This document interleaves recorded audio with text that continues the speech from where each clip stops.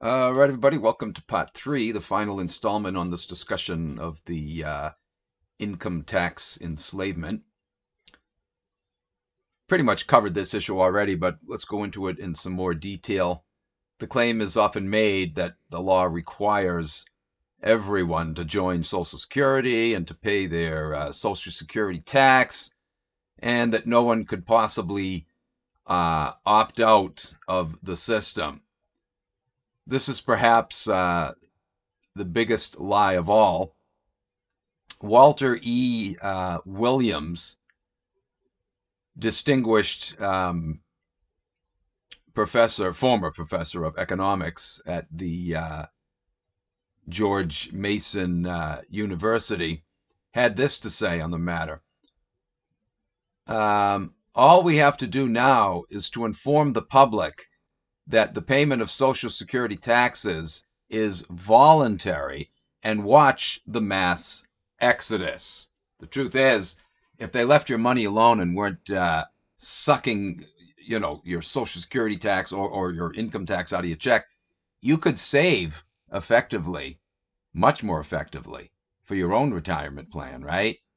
They want you to have a meager, substandard retirement, so they get you dependent on that and thinking that it's going to be your security. There is no security in Social Security. First of all, because it doesn't pay enough for you to make it once you retire.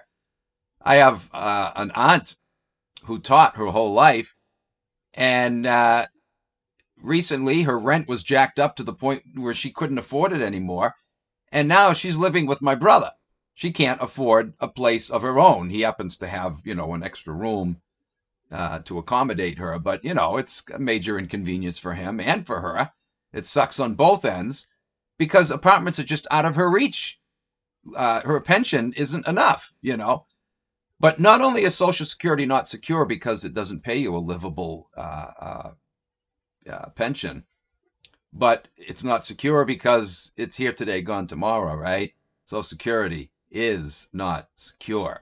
The damn thing is, they're always saying, oh, it's not going to last past, first it was 2050, then 2040, and, the truth is, Wall Street wants to get their little grubby hands on it, right?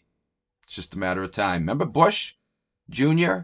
wanted to privatize Social Security? That was Wall Street's way of trying to get their fingers all over the damn thing, right? Disgusting. The reality is that there isn't even any security, as I said, right, in this so-called retirement plan.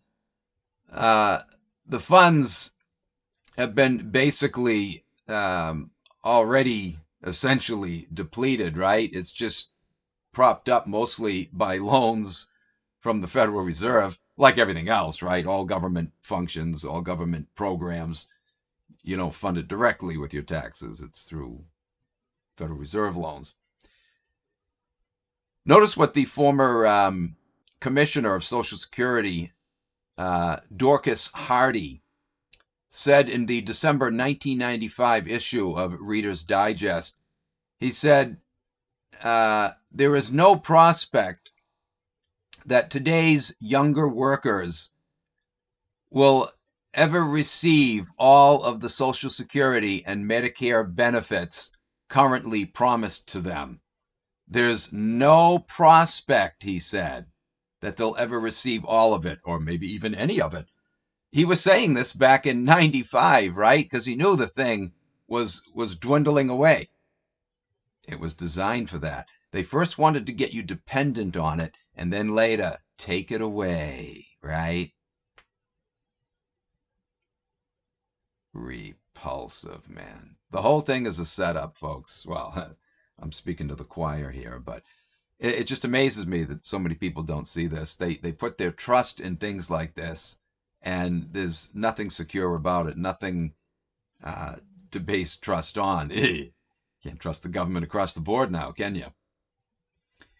How about this false claim? All U.S. citizens must produce their books and records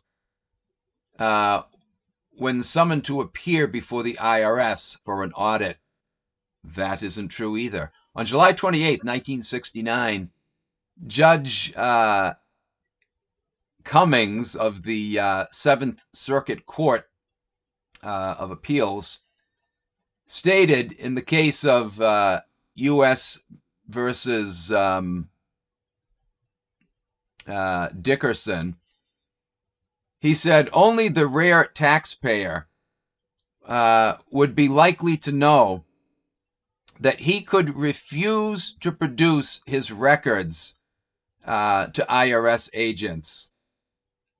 Very rare, he said, for an American citizen to be aware that he doesn't have to produce his records for IRS agents. You don't. You're not required by law.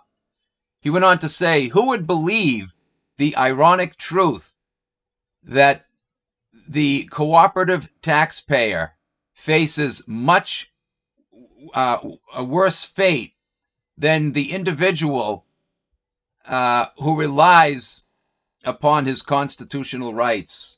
In other words, you stand in a better position to refuse to open your books to them than someone who does. Because once you agree to do that, right, you're giving them authority to come in and walk all over you and take whatever the hell they want from you. Whereas, as he says here, if you simply refuse to hand your books over to them, didn't play this little game of theirs, didn't voluntarily comply with their nonsense, you'd be in a much better position. The fact is that the Fourth and Fifth Amendments to the Constitution protect us and our right, to privacy in our books and records, as well as our right to not be compelled to be a witness against our own selves in a criminal action. And that's what they're doing, right? When they tell you, open your books, they're getting you to go along with a system where you're being compelled to be a witness against yourself, right? You're not required to do that. It's a criminal act. The whole thing is criminal. Notice the preceding fascinating admission that the IRS had made from its publication Handbook for Special Agents, section 342.12. It says, quote, an individual may refuse to exhibit his books and records for examination on the ground that compelling him to do so violates his right against self-incrimination under the Fifth Amendment. And it constitutes an illegal search and seizure under the Fourth Amendment. How do you like that? How do you like that? Being forced to open your books to the IRS violates your right against self-incrimination, Fifth Amendment, and it constitutes illegal search and seizure under the Fourth Amendment. The whole thing is complete illegal chicanery. That's all it is. That's all it's ever been, folks. No matter what angle you look at it from, this thing doesn't hold water. It never has. And yet, look how long this has gone on. Look how everybody in this country, with almost no exception, is caught up in this dragnet, in this mafioso, criminal, thievish enterprise here.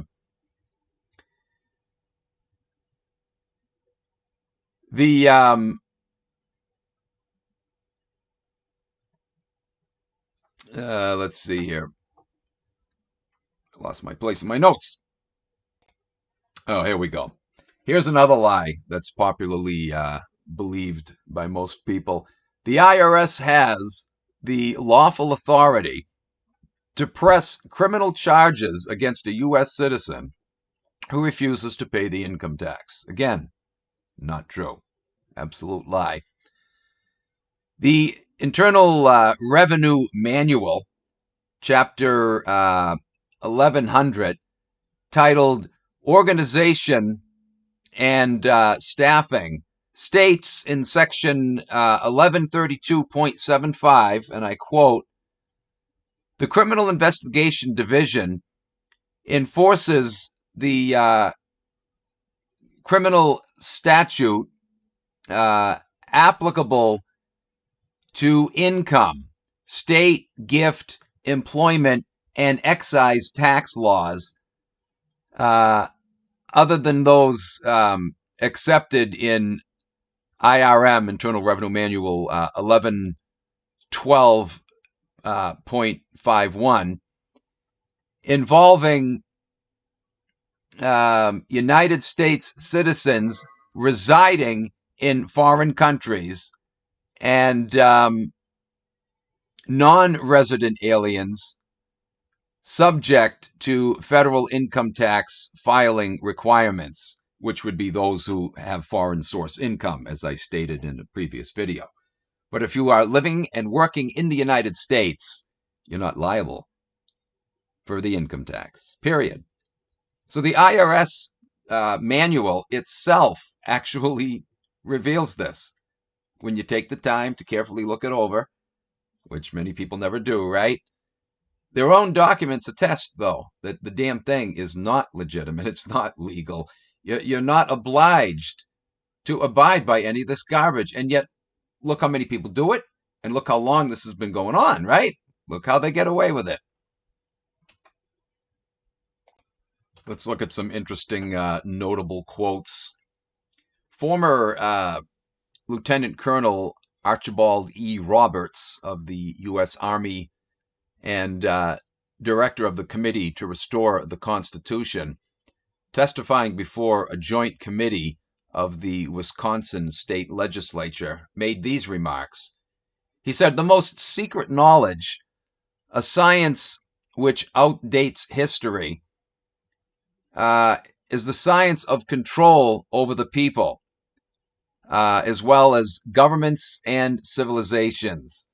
The foundation of this ultimate discipline is the control of wealth." Yeah, there you go. You control wealth, and you control not only people, individuals, but entire nations. You control governments, right? Money, unfortunately, is the power that makes the gears of this machine turn, right? "Through the control of wealth," he said, "comes the control of public information and the necessities of life," the propaganda machine, right? "Through the control of basic necessities comes direct control of people. A significant portion of the American public has yet to become aware of the invisible government of monetary power. Americans still believe that they are working toward a better way of life. But social customs and forms of administration in the United States are being carefully and gradually modified.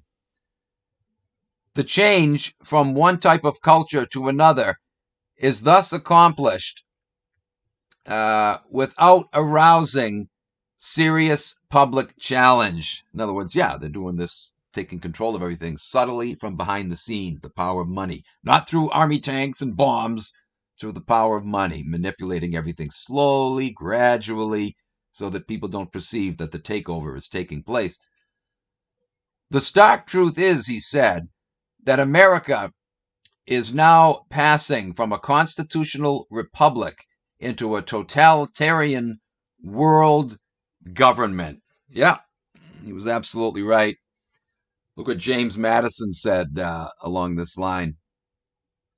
"History records that the money changers have used every form of abuse, intrigue, deceit, and violent means possible to maintain their control over governments by controlling money and its issuance." And that's what the Federal Reserve is all about.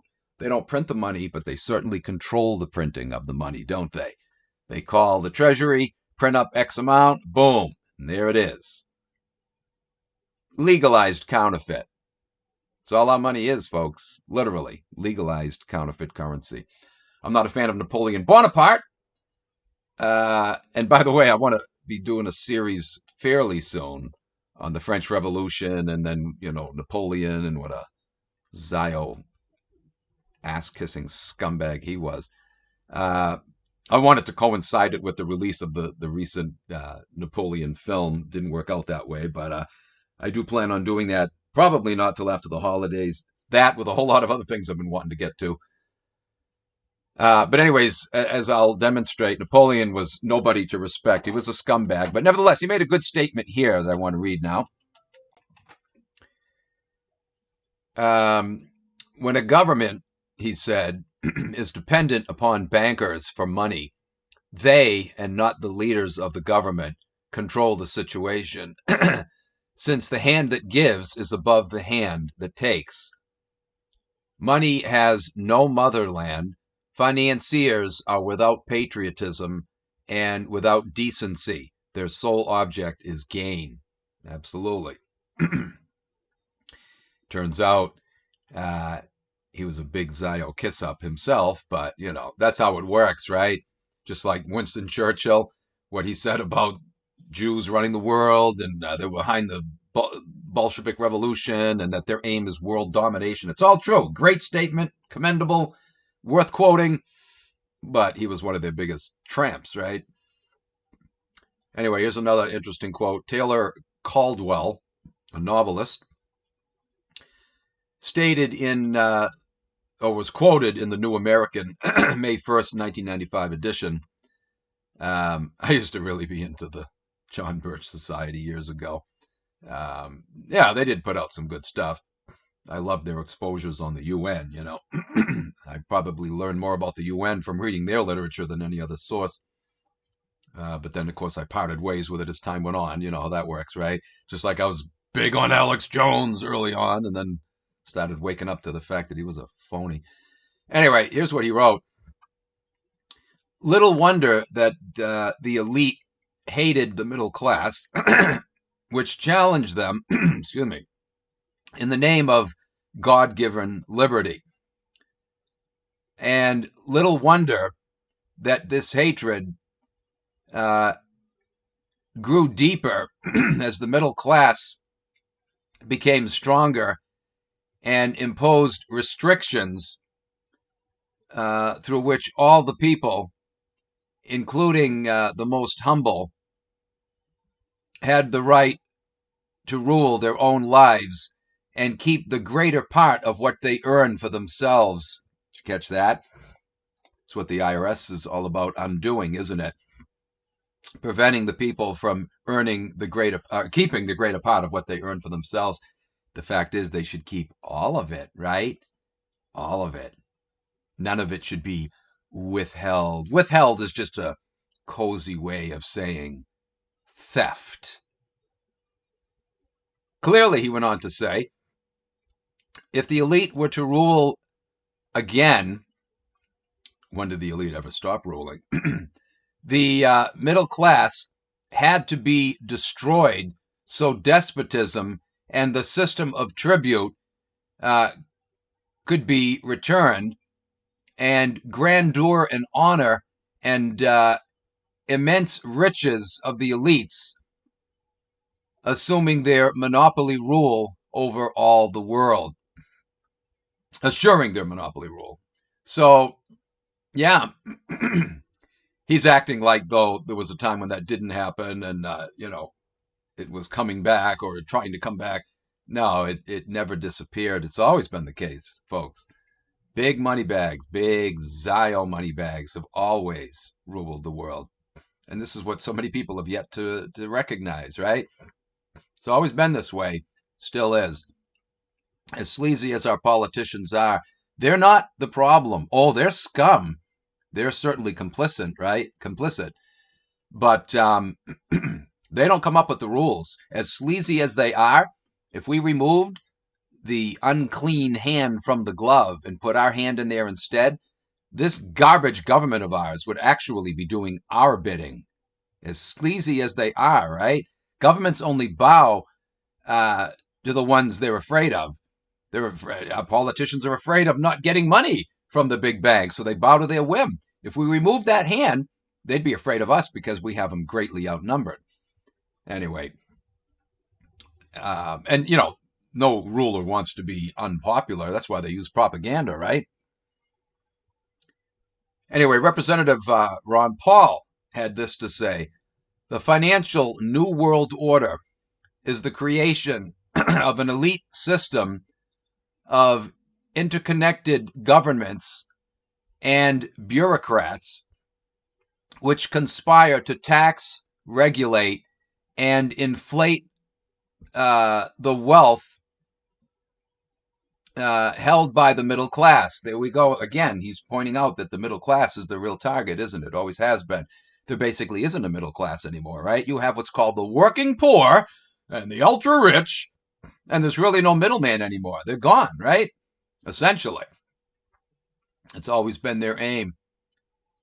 And he said that this is all done in the name of global democracy. Again, the illusion of a populist system, right? There's nothing popular about it. Nobody in this world today is happy with the way their governments run, right? Nobody is.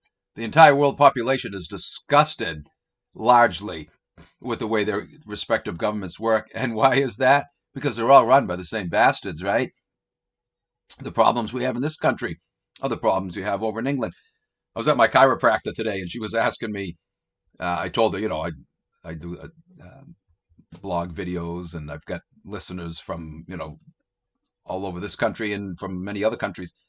I was telling about one friend over in England, and she's like, so what is it that people in England like about your show, since they're in another country? I says, well, I talk about a lot of the same issues that affect them there that also affect us here. And she's like, oh, really? Like what? She wasn't even aware, that, yeah, they got the same crap going on over there. Mass influx of illegals, for example. A lot of Americans are clueless. They don't realize that this is going on in all of the European-based societies. And, people need to become aware of that. And in becoming aware of it, I hope they can see that. In fact, after I mentioned that, I asked her the question, doesn't that tell you that, the same people are running the show, that they're calling the shots and pulling the same shenanigans over there that they're pulling here, So I gave her some food for thought. We don't often get into politics, but we certainly did that today. She's pretty cool, but, she's a Trumpster cheerleader. Anyway, Theodore Roosevelt stated on April 19th of 1906, again, another scumbag, but nevertheless, this is an interesting comment he made. He said, behind the ostensible government sits enthroned an invisible government. That's interesting. Today, they'll call it the shadow government, right? There's, they might have changed the name of it from one generation to the next, but every generation has been aware, right? How can they deny it? That there's another element, a government within the government that's rogue, right? Well, the truth is the whole damn thing is rogue, but, they want you to think that it's just a bad element within the government. Anyway, he said the ostensible government sits enthroned an invisible government owning no allegiance and acknowledging no responsibility to the people. To destroy this invisible government, to befoul the unholy alliance between corrupt business and corrupt politics, is the first task of the statesmanship of the day. So he's acting like, he's going to be the hero. What he said here is true, but of course he had no intention of doing that, right? He just wanted his constituents to think, the citizenry to think that that's what he was all about, right? Mr. Elite Jew bastard himself. who love the big banker bastards. But nevertheless, this is a true statement, right? To befoul the unholy alliance between corrupt business and corrupt politics is the first task of the statesmanship of the day. If we had true statesmen that were concerned about the country and doing what was in the country's best interests, yes, very true. That is what would have to be done. They don't do it, but that is what needs to be done. Meanwhile, his old cousin Franklin Roosevelt, in the book, or it was actually an article called "Roosevelt Decries Waning State Rule" from the New York Times, May 13th, 1930. Here's what he was quoted as saying: "Now, to bring about government by oligarchy, masquerading as democracy, it is fundamentally essential that practically all authority and control be centralized in our national government." Again, he's acting here like, he's speaking tongue in cheek, but he was speaking literal here. This was his intention, and that's just what he did, right? He helped in a tremendous way to do just that, to bring all control in the hands of the national government, right? The federal government. That's what his, quote, New Deal was all about, right? Introducing, amongst other things, Social Security system. Keith Bradshaw, also quoted in the New York Times, August 5th, 1995, stated, "In a small Swiss city," meaning Basel, "sits an international organization so obscure and secretive. Control over the institution, the Bank for International Settlements, the prototype of the planned future central bank of the world's central banks, right? A truly world bank." He said, "Within this institution lies some of the world's most powerful and least visible men, the heads of 32 central banks, officials able to shift billions of dollars and alter the course of economies with the stroke of a pen." So there we go.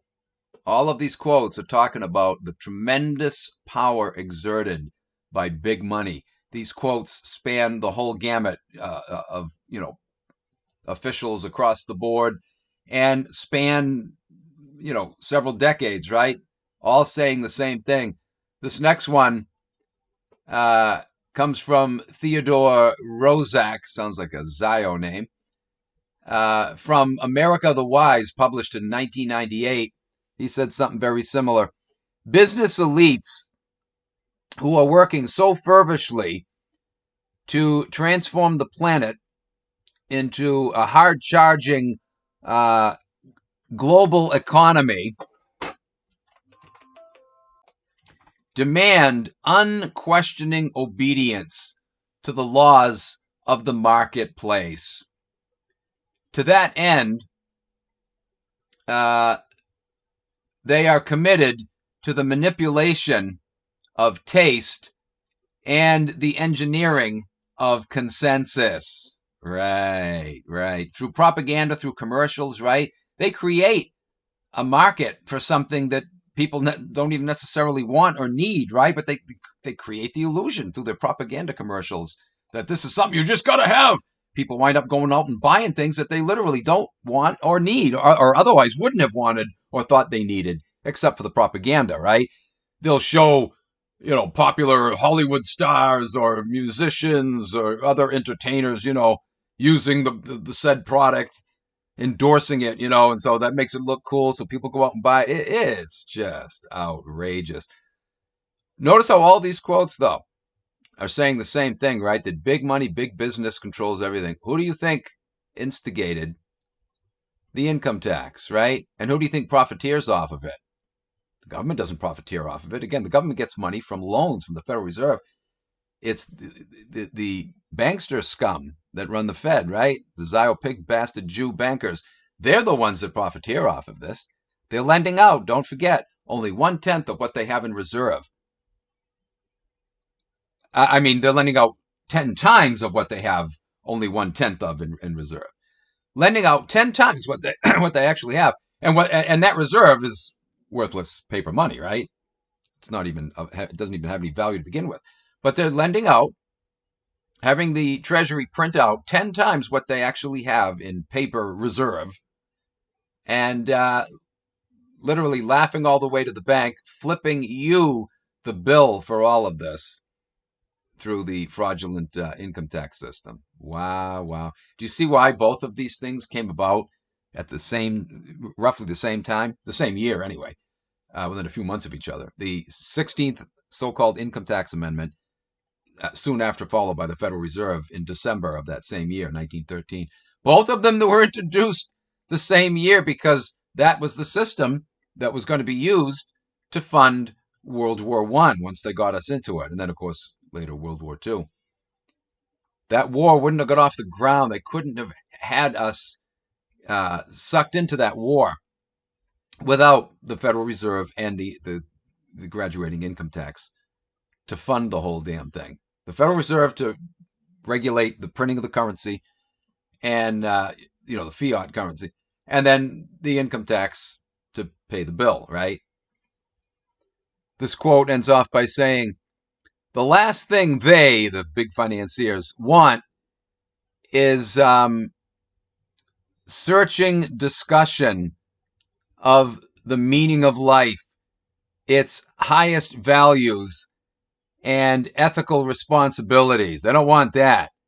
In effect, they cannot afford wisdom. Don't put any thought into anything. Just do what you're told.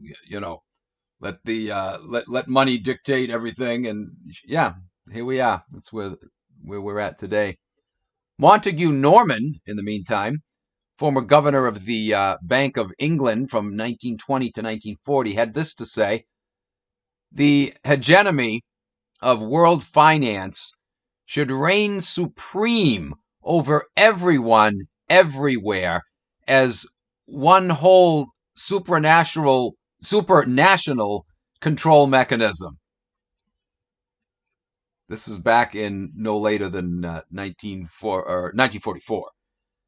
He lived he held this office from 20 to 44. So he's saying here that, the leader of world finance should reign supreme, meaning the big multinational banks, right? Should reign supreme over everyone, everywhere, as one whole supranational control mechanism. Wow. And aren't we there now?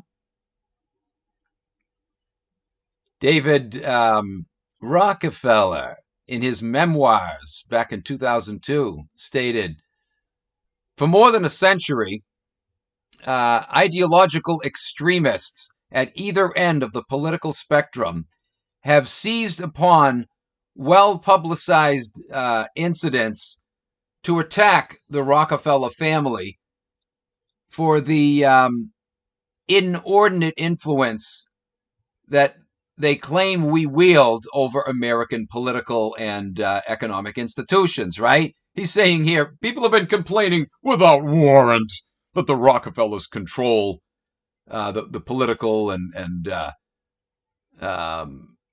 economic institutions, right? Some even believe, he said, that we, the Rockefellers, are part of a secret cabal working against the best interests of the United States, characterizing me and my family as internationalists or globalists, and of conspiring with others around the world to build a more integrated global political and economic structure. One world, if you will. If that's the charge, I stand guilty and I'm proud of it, he said. Imagine that?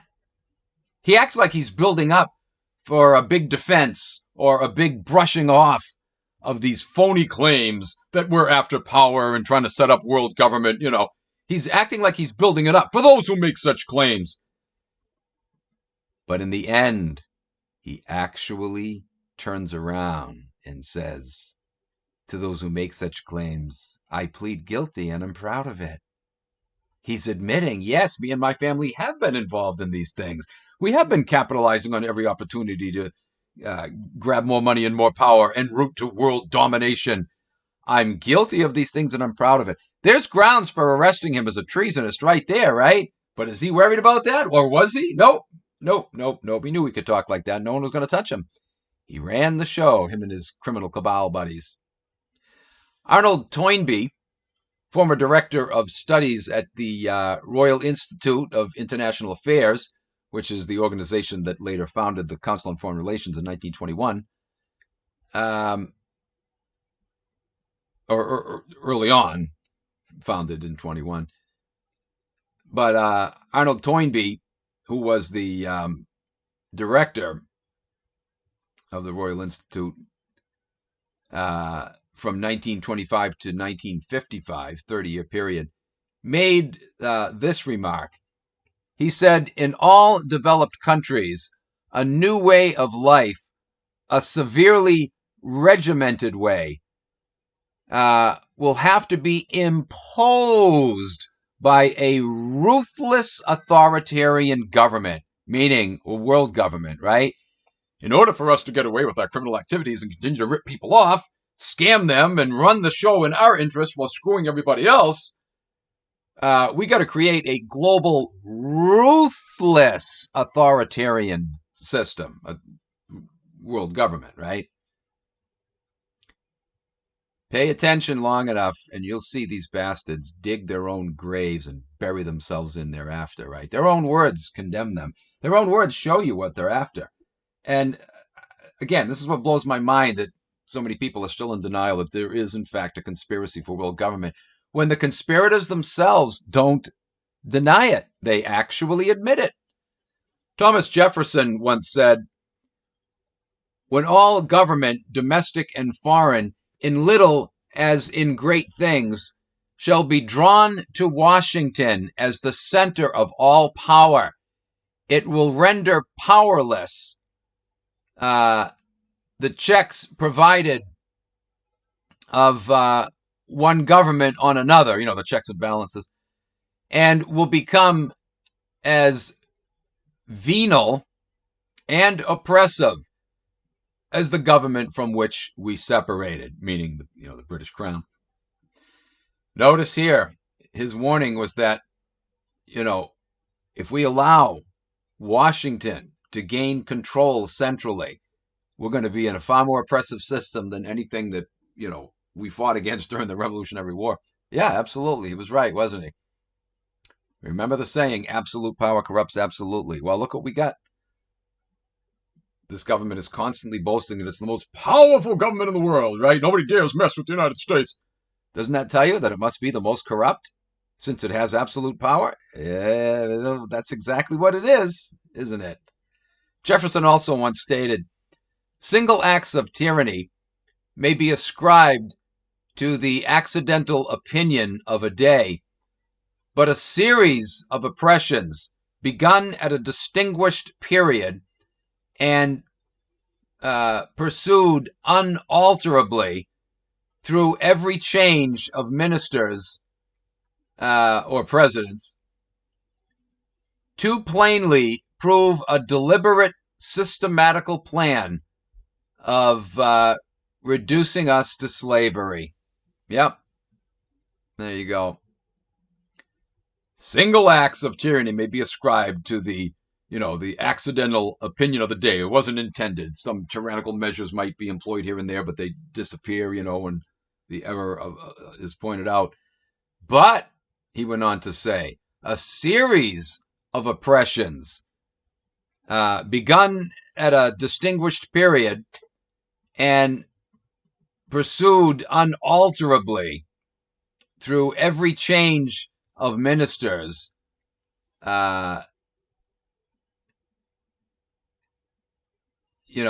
too plainly prove a deliberate, systematic plan of,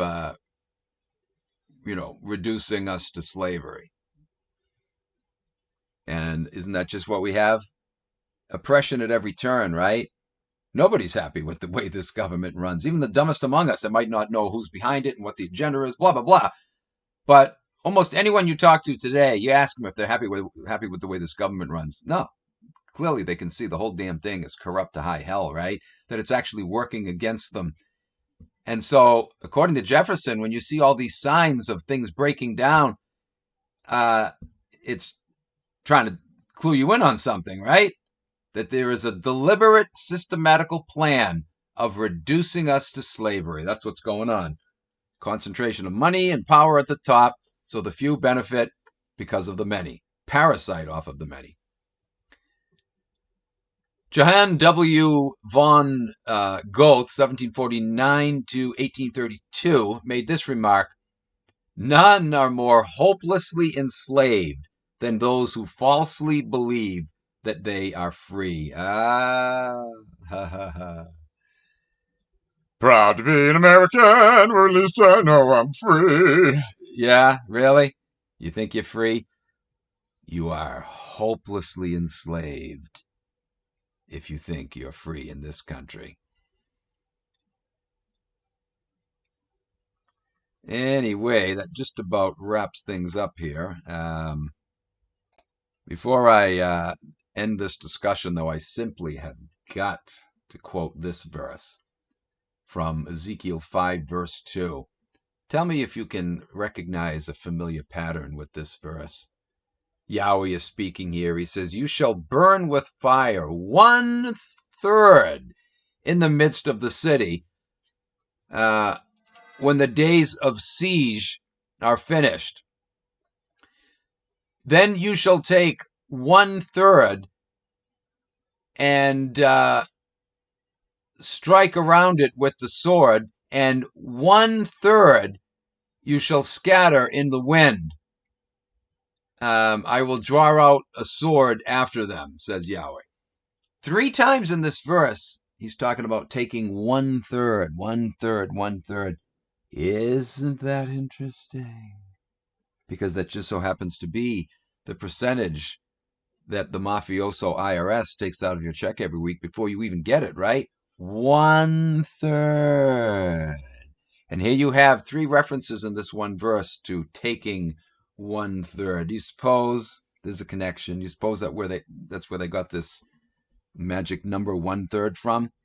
I would certainly say so. Anyway, guys, that concludes part 3. Slightly shorter video here, just because I didn't have as much material to cover. So that concludes the income tax discussion. Next, we'll be getting into the property tax and what a scam that one is. All right, guys, thanks for joining me. We'll catch you then. Take care.